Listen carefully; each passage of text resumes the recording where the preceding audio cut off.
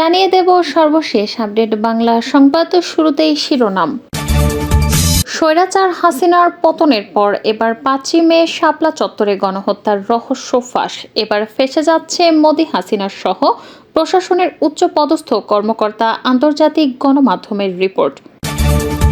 সবশেষে দেখবেন যে অপরাধে ফাঁসি হবে প্রধানমন্ত্রী শেখ হাসিনার ক্ষুব্ধ সেনা কর্মকর্তার জবানবন্দি, থাকছে ভিডিও সহ বিস্তারিত প্রতিবেদন। এতক্ষণ শুনছিলেন সংবাদ শিরোনাম, এখন থাকছে বিস্তারিত।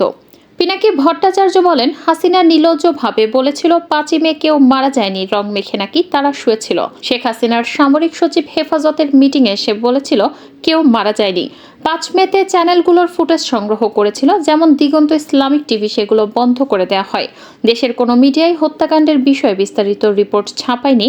পিনাকি ভট্টাচার্য বলেন, আমি কয়েকটা বিদেশি সংবাদ মাধ্যমের রিপোর্ট থেকে কিছু সংবাদ আপনাদের জানাচ্ছি। গার্ডিয়ানের রিপোর্টে বলা হয়েছিল ৩০ জনের বেশি নিহত হয়েছিল।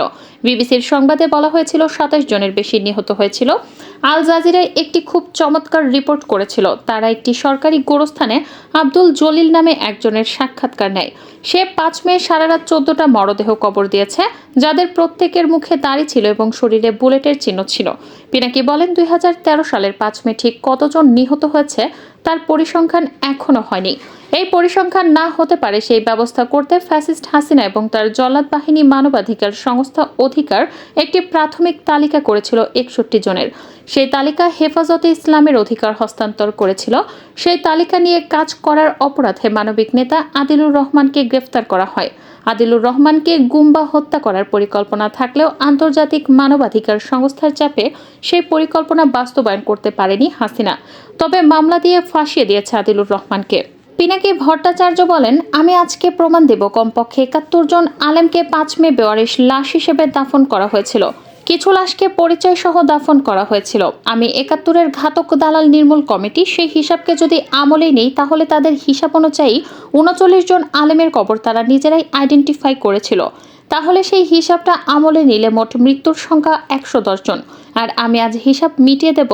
আসেন আমরা কাগজে কলমে তথ্য প্রমাণ সহ দেখি ৫ই মে কতজন আলেমকে বেওয়ারিশ লাশ হিসেবে দাফন করা হয়েছিল। হত্যার পর হত্যাকারী যে কাজটা করে তা হচ্ছে লাশ লুকায়। সে লাশ নিজেও কবর দিতে পারে, কিন্তু নিজে অসংখ্য লাশ কবর দেওয়া সম্ভব না। এই কাজ করতে গেলে শতাব্দীর পরেও সেই গণকবর আবিষ্কৃত হবে। মৃতের শরীরে থেকে থাকা বুলেট পচবে না, মাংস পচে বুলেট মাটিতে লেগে থাকবে। তখন খুব সহজেই গণকবর আর সেই কবরে শুয়ে থাকা দুর্ভাগ্যের কপালে কি ঘটেছিল সেটা বের করা সম্ভব। পিনাকি আরও বলেন, খুনিদের জন্য, জল্লাদের জন্য সবচেয়ে কার্যকর পদ্ধতি হচ্ছে সেই লাশগুলোকে বেওয়ারিশ লাশ হিসেবে আইনসঙ্গতভাবে দাফন করে ফেলা। আমরা জানি বেওয়ারিশ মুসলিম লাশ দাফন করে আঞ্জুমান মফিদুল ইসলাম। আমরা আঞ্জুমান মফিদুল ইসলামের বেওয়ারিশ লাশ দাফনের হিসাব দেখব আর খুঁজে দেখব কোনো মাসে অস্বাভাবিক সংখ্যার লাশ দাফন হয়েছে কিনা। আঞ্জুমান মফিদুল ইসলামের হিসাব বলছে ২০১৩ সালের সর্বাধিক ১৪৩০টি মৃতদেহ অজ্ঞাত পরিচয় হিসেবে দাফন করা হয়েছে। ২০১০ সালে এই সংখ্যা ছিল ১,২০৪ জন। ২০১১ সালের সংখ্যাটি ছিল ১,১৯১ জন। ২০১২ সালে ১,২৪৭ জন। পিনাকি ভট্টাচার্য বলেন, এবার আসেন আমরা ২০১৩ সালে প্রত্যেক মাসে বেওয়ারিশ লাশ দাফনের হিসেব দেখি। ১১ মাসে গড়ে ১০৩ জনকে দাফন করা হয়েছে। শুধু মে মাসে দাফন করা হয়েছে অবিশ্বাস্য সংখ্যা ৩৬৭। শুধু মে মাসে ৩৬৭ জনের মৃত্যু, এটা আউটলায়ার, একটাই মাত্র আউটলায়ার।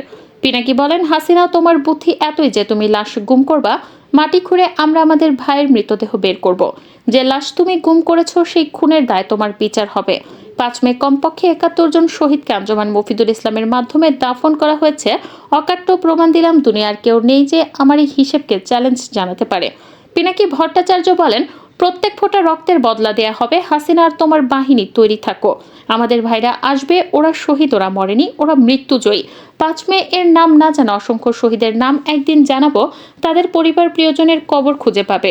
সেই দিন আমাদের সকল অক্ষমতার লজ্জা থেকে, গ্লানি থেকে আমরা মুক্ত হব। বর্তমান ফ্যাসিবাদ প্রতিষ্ঠায় আজিজ এবং বেনজিরের অনেক শ্রম রয়েছে। শেখ হাসিনার প্রতিষ্ঠায় রাষ্ট্রীয় বাহিনীকে তারা ব্যবহার করেছেন দেশের জনগণের বিরুদ্ধে। আজিজ আহমেদ সেনাপ্রধান হওয়ার আগে বিজেপি প্রধান হিসেবেও দায়িত্ব পালন করেছেন। 2013 সালের 5 মে রাতের আধারে বিদ্যুৎ বিচ্ছিন্ন করে শাপলা চত্বরে গণহত্যার কথা নিশ্চয়ই সবার স্মরণে থাকার কথা। ওই রাতে কত মানুষ খুন হয়েছে তার কোনো সঠিক পরিসংখ্যান নেই। ভবিষ্যতে কোনো একদিন অবশ্যই তদন্ত হবে, সঠিক পরিসংখ্যান ও নিহতদের পরিচয় বের হবে। কারণ ফৌজদারি অপরাধে কখনো তামাদি হয় না। প্রয়োজনে 100 বছর পরও তদন্ত করার সুযোগ রয়েছে আইনে। সঠিক তদন্ত হলে আজিজ আহমেদ এবং বেনজির আহমেদের চূড়ান্ত দণ্ড হওয়ার যথেষ্ট তথ্য প্রমাণ মিলবে। এই দুই আহমেদ সেরাতের অভিযানে নেতৃত্ব দিয়েছিল। আজিজ আহমেদ বিজেপি প্রধান এবং বেনজির আহমেদ ঢাকা মহানগর পুলিশের প্রধান হিসেবে দায়িত্বে ছিলেন। তাদের উপস্থিতিতে সেই রাতে গণহত্যার ঘটনা ঘটে শাপলা চত্বরে। ফ্যাসিবাদী সরকারের প্রধান শেখ হাসিনার অতি ঘনিষ্ঠ এই দুই ব্যক্তি। শেখ হাসিনাকে ক্ষমতায় রাখতে দেশের জনগণের টাকায় কেনা বুলেট এবং অস্ত্র ব্যবহার করা হয়েছিল শাপলা চত্বরে। আজিজ আহমেদকে সম্প্রতি আমেরিকার নিষেধাজ্ঞা দিয়েছে ক্ষমতার অপব্যবহার ও দুর্নীতির অভিযোগে। বেনজির আহমেদের বিরুদ্ধে 2021 সালের ডিসেম্বরে নিষেধাজ্ঞা দেওয়া হয় মানবাধিকার লঙ্ঘনের অভিযোগে।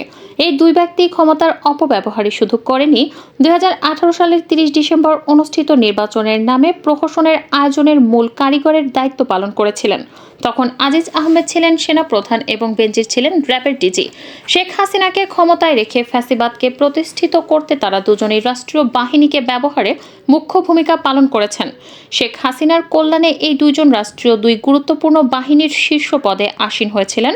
তারাও এই পদের অপব্যবহার করে শেখ হাসিনাকে ক্ষমতায় রাখতে যথাসাধ্য অপচেষ্টা চালিয়েছেন। মানুষের ভোটের অধিকার কেড়ে নিতে রাতে ব্যালটে সিল মারা থেকে শুরু করে গুম খুন করেছে নির্দ্বিধায়।